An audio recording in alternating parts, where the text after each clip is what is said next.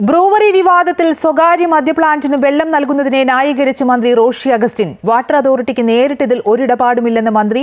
ഒരു സംരംഭം വരുമ്പോൾ അതിനോട് നെഗറ്റീവായി ഇടപെടേണ്ട കാര്യമില്ലെന്നും റോഷി അഗസ്റ്റിൻ പറഞ്ഞു. ബ്രൂവറിയുമായി ബന്ധപ്പെട്ട വിഷയങ്ങളിൽ ജലസേചന വകുപ്പോ വാട്ടർ റിസോഴ്സ് ഡിപ്പാർട്ട്മെന്റോ എന്താ ചെയ്തത്? ജലസേചനത്തിനും കുടിവെള്ളത്തിനുമുള്ള പ്രയോറിറ്റി ഒരിക്കലും മറികടന്നിട്ടില്ല. ഒന്ന്, ഒരു കുറവുണ്ടാകാനുള്ള, ഒരു തലത്തിനും അധിക ജലം ഉപയോഗിക്കേണ്ടതായിട്ടുള്ള സ്ഥിതിവിശേഷമുണ്ടെന്ന് ബോധ്യപ്പെട്ടിട്ടില്ല. അവിടെ 95 ml വാട്ടർ ഉപയോഗിക്കുന്നതിൽ 10 ml ഇൻഫ്രൈക്ക് കൊടുത്തിട്ടുണ്ട്. ഇൻഫ്രൈക്ക് കൊടുത്തിരിക്കുന്നതിൽ നിന്നും ഇത്തരം കാര്യങ്ങളിൽ ജലം ഉപയോഗിക്കുന്നതിന് തടസ്സമില്ലെന്നുള്ളത് മാത്രമേ വാട്ടർ അതോറിറ്റി പറഞ്ഞിട്ടുള്ളൂ. വേറെ വാട്ടർ അതോറിറ്റി അതിനകത്തൊരു കക്ഷിയല്ലല്ലോ.